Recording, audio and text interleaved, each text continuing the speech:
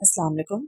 सर्दियों के मौसम में बच्चों को नज़ला, ज़ुकाम, खाँसी, बुखार से बचाने के लिए ऐसे कौन से फ्रूट्स हैं जो आप बच्चों को दे सकते हैं और बच्चों को इन बीमारियों से महफूज रख सकते हैं?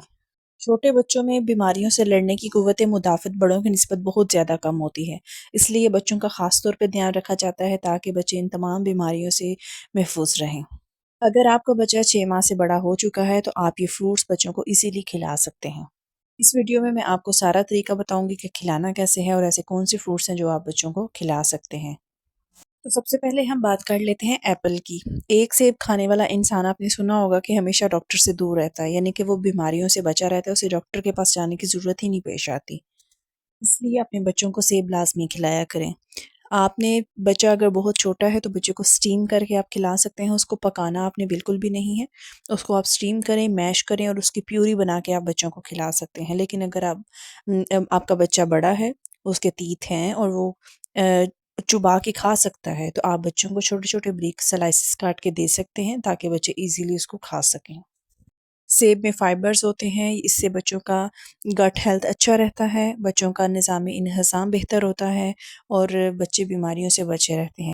दूसरे नंबर पे आ जाता है अनार।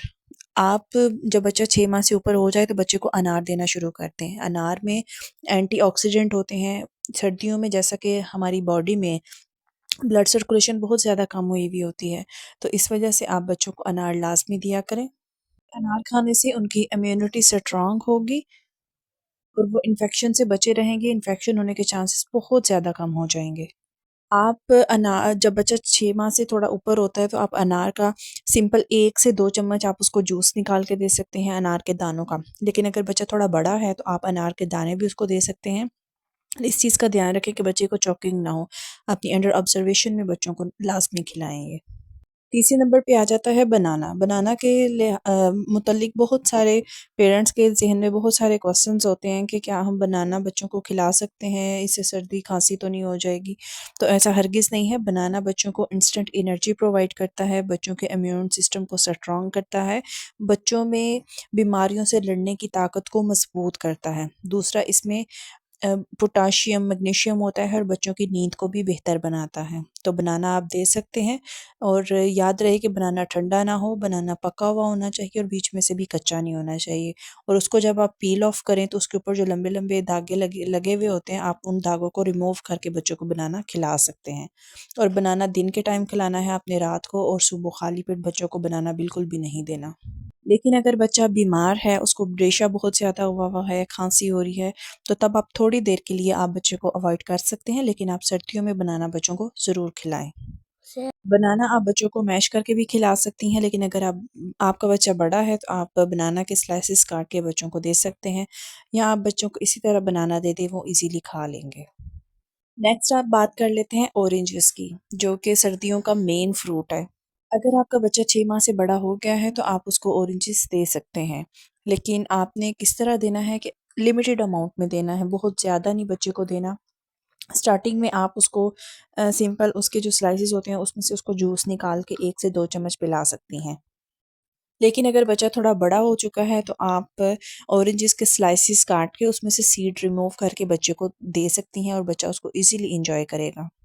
और ऐसा नहीं करना आपने कि किसी भी वक़्त आप बच्चे को फ्रूट दे रहे हैं और ऑरेंजेस वो खा रहा है और इससे बच्चे की तबीयत ख़राब हो सकती है। इसलिए अगर बच्चे को बहुत ज़्यादा खाँसी हो रही है या उसको बुखार है, तो तब आप थोड़ी देर अवॉइड कर सकते हैं, लेकिन आप ईज़िली बच्चे को विदाउट एनी टेंशन ऑरेंजेस खिला सकते हैं।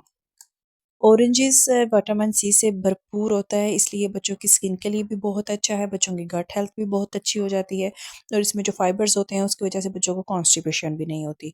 तो दूसरा ये कि इसमें नेचुरली कुदरती तौर पे एंटीऑक्सीडेंट पाए जाते हैं, जिसकी वजह से बच्चों का इम्यून सिस्टम बहुत ज़्यादा स्ट्रांग हो जाता है और बच्चों में बीमारियों से लड़ने की, कोल्ड, कफ, खांसी, ये जो है इन तरह की जो बीमारियां हैं इनसे लड़ने की ताकत ज़्यादा हो जाती है।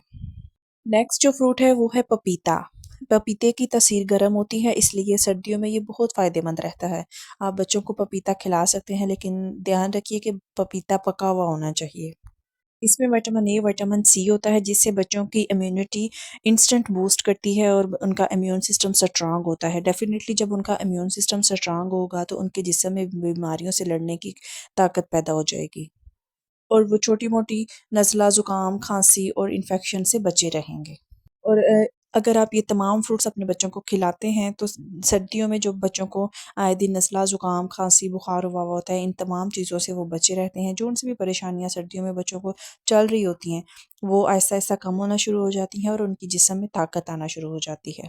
अब कुछ चीज़ों का आपने ख़ास तौर पे ध्यान रखना है कि ये तमाम फ्रूट्स आपने 6 माह से ऊपर के बच्चों को आपने स्टार्ट करने हैं।